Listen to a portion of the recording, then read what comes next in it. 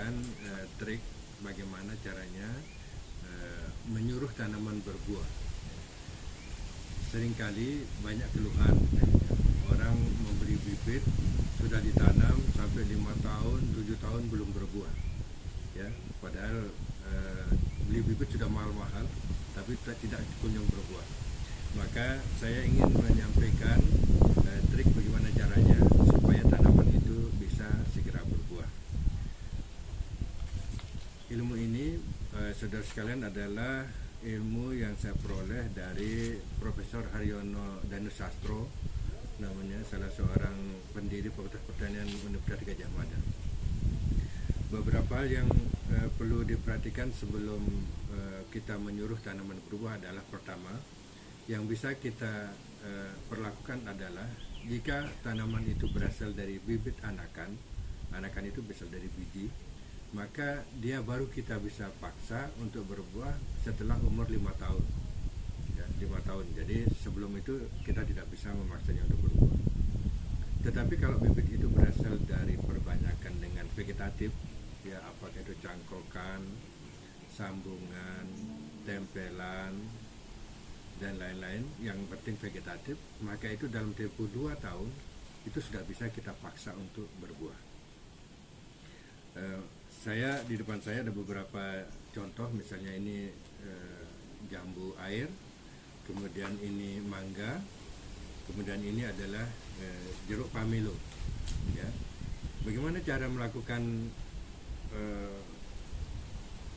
bagaimana pelakuannya, Bapak Ibu saudara sekalian? Jadi yang pertama kita harus memilih ranting yang sudah tua seperti ini, ya. Jadi dia sudah berwarna seperti warna batang, ya, coklat begini.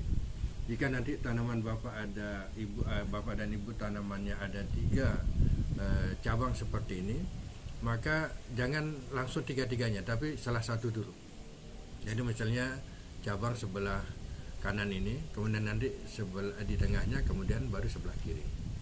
Atau kalau misalnya 5, maka juga 5 secara bergilir. Setelah nanti yang pertama ini, misalnya ini sudah kita pelakukan, biasanya dalam tempo sekitar 21 hari ini sudah berbunga. Nah, begitu ini berbunga, baru kemudian kita perlakukan yang kedua. Begitu ini berbunga, maka baru kita lakukan yang ketiga, dan seterusnya seperti itu. Ya, jadi tidak semuanya. Dan juga kita tidak membuatnya di batang pokoknya. Ya, mengapa? Karena terlalu lama respon reaksi tanamannya.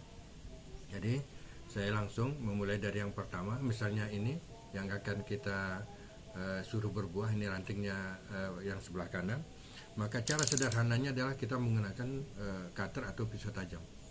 Jadi pisau yang tajam ini kita gunakan untuk menyayat, ya, kulitnya secara melingkar, ya, melingkar.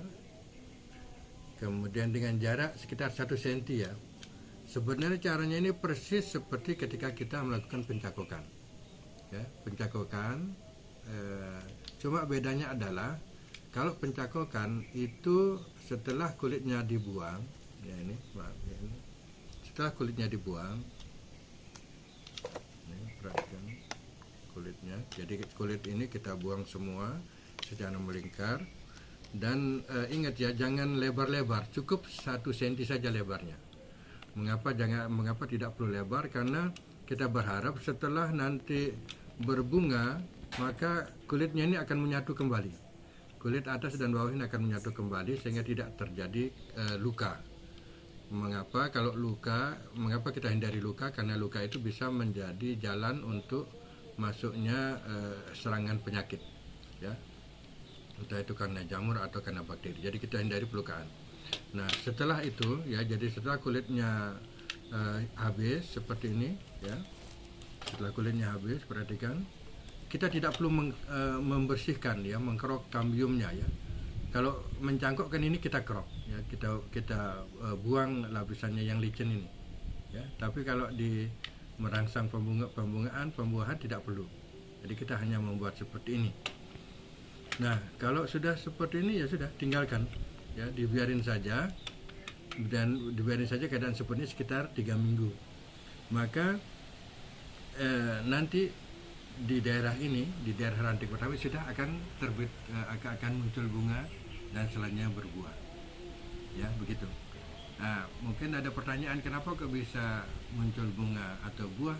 Karena hasil fotosintesis dari daun di sini itu tidak ditranslokasi ke seluruh tubuh tanaman, tapi dia tersimpan di ranting ini saja. Dan itulah yang kemudian menjadi bekal tanaman itu untuk membentuk bunga dan buah. Itu saja. Demikian sederhananya seperti itu. Ini bisa dilakukan di tanaman-tanaman lain yang dikotil, dikotil yang kulitnya bisa kita buang. Yang ini tadi contohnya di mangga, bisa juga dilakukan di jeruk. Jeruk ini cepat sekali, 3 minggu juga sudah biasanya berbunga. Begitu juga di jambu air atau rambutan dan seterusnya. Silakan dicoba Bapak Ibu sekalian dimanapun berada. Ini beberapa tanaman yang sudah saya buktikan bagaimana cara kita merangsang dia untuk berbunga. Jadi di jeruk ini Bapak Ibu sekalian, ini adalah bekas sayatan yang saya jelaskan tadi, ya. Dan ini sudah mau menyatu lagi, ya, seperti yang saya bilang. Jadi tidak usah lebar-lebar, cukup 1 cm saja. Ya, nah setelah ini kita perlakukan, maka bisa dilihat ini tanamannya, ya, langsung berbuah seperti ini. Ya, ini buahnya. Dan ini tidak cuma satu, ya, ada beberapa buahnya, tetapi sebagian sudah dipanen. Bahkan ada juga yang gugur karena terlalu banyak. Jadi kalau memperhatikan ini, ya, teman-teman sekalian, setelah dia 2 atau 3 bulan dia akan menyatu kembali. Ini, nah ini akan menekan kemungkinan terjadinya serangan penyakit pada tanaman ini. Ya, tuh, jadi bisa dicoba.